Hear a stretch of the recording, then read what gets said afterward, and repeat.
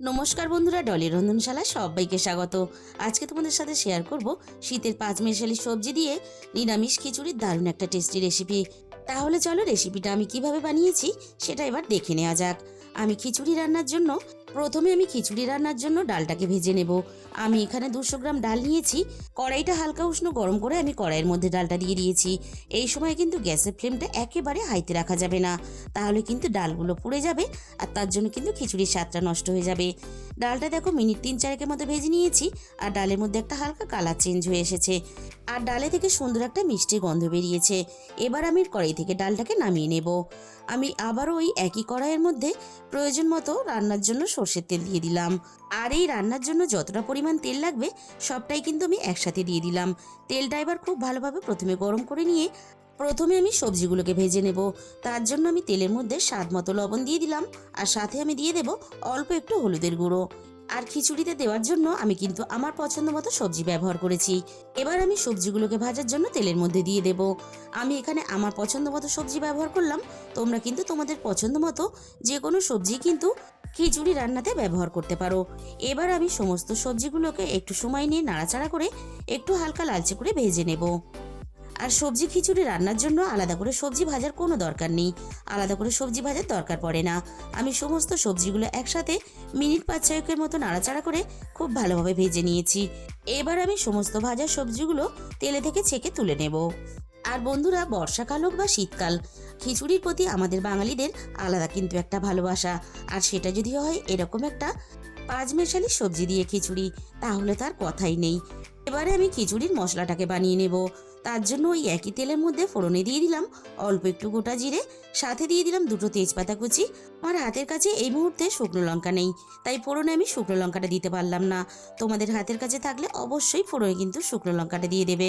ফোড়নটাকে নাড়াচাড়া করে আমি মিনিট খানেকের মতো ভেজে নিলাম। এবারে আমি দিয়ে দিলাম প্রয়োজন মতো আদা বাটা। এবারে আমি তেলের মধ্যে আদাটাকে নাড়াচাড়া করে কয়েক সেকেন্ড ভেজে নেব। আদাটা আমি খুব ভালোভাবে ভেজে নিয়েছি। এবার আমি একে একে রান্নার গুঁড়ো মশলাগুলো দিয়ে দেব। প্রথমে আমি দিয়ে দিলাম প্রয়োজন মতো হলুদের গুঁড়ো আর সাথেই আমি দিয়ে দিলাম অল্প একটু ঝালের জন্য লঙ্কার গুঁড়ো। ঝালের পরিমাণটা অবশ্যই নিজেদের স্বাদ মতো ব্যবহার করবে। আর সাথেই আমি এখানে দিয়ে দিলাম 1 চামচ ধনে গুঁড়ো, দিয়ে দিলাম একটা মাঝারি সাইজের টমেটো। এবারে আমি সমস্ত মশলা আর টমেটো একসাথে নাড়াচাড়া করে খুব ভালোভাবে একটু সময় নিয়ে কষিয়ে নেব। খিচুড়ির মশলা যত ভালোভাবে কষাবে খিচুড়ির স্বাদ কিন্তু তত বেশি ভালো হবে। মশলা টমেটো দেখো আমি খুব সুন্দর করে কষিয়ে নিয়েছি। এবার আমি ভেজে রাখা সবজিগুলোকে দিয়ে দেব।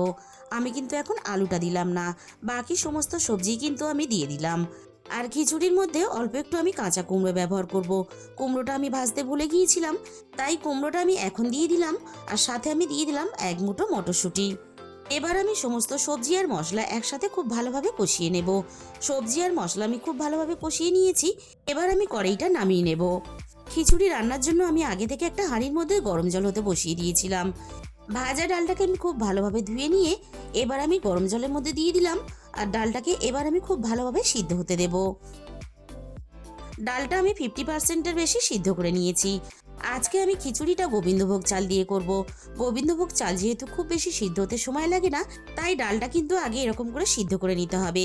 আমি আগেই বলেছি আমি এই খিচুড়ি রান্নার জন্য 200 গ্রাম ডাল ব্যবহার করেছি আর সাথে আমি 200 গ্রাম গোবিন্দভোগ চাল ব্যবহার করলাম। চাল আর ডাল যদি সমপরিমাণ দেওয়া হয় তাহলে খিচুড়ির স্বাদটা অনেক বেশি ভালো হয়। তবে তোমরা চাইলে ডালের থেকে চালের পরিমাণটা একটু বাড়িয়েও দিতে পারো। আলুটা যেহেতু সিদ্ধ হতে একটু সময় লাগে, তাই আমি আলুটা কিন্তু এই সময় দিয়ে দিলাম। এবারে আমি সবকিছু একসাথে নাড়াচাড়া করে চাল ডাল আলু একসাথে সবকিছু খুব ভালোভাবে সিদ্ধ হতে দেব। আর সাথেই আমি দিয়ে দিলাম এখানে ঝালের জন্য 4টে কাঁচা লঙ্কা। চাল ডাল সবকিছু একসাথে বেশ ভালোভাবে ফুটতে শুরু করে দিয়েছে। মিনিট 15 পরে আমি দেখে নেব চালের মধ্যে সিদ্ধভাব এসেছে কিনা। চালের মধ্যে বেশ ভালোভাবে সিদ্ধভাব চলে এসেছে।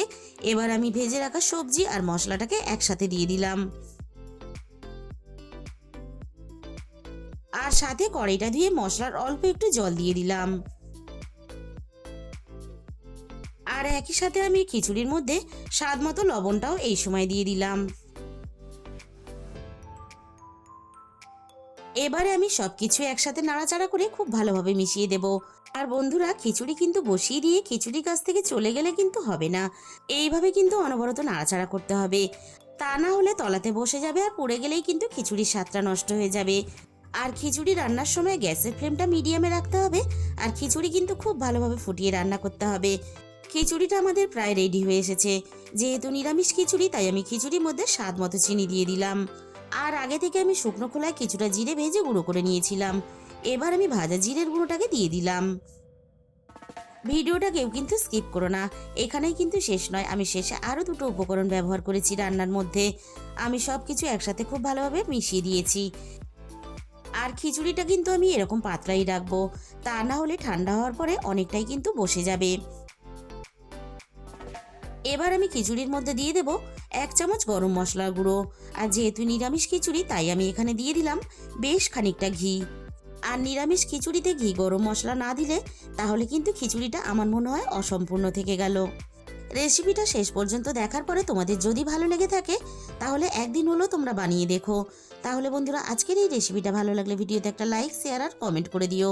আর আমার চ্যানেলে যে সমস্ত নতুন বন্ধুরা এখনও পর্যন্ত আমার চ্যানেলটাকে সাবস্ক্রাইব করনি, এরকম নতুন ঘরোয়া রেসিপি পেতে আমার চ্যানেলটাকে সাবস্ক্রাইব করে আমার পাশে থাকার অনুরোধ রইল। আর তোমাদের মূল্যবান সময় দিয়ে আমার এই রেসিপিটা এতক্ষণ সময় ধরে দেখার জন্য তোমাদের সবাইকে অসংখ্য ধন্যবাদ।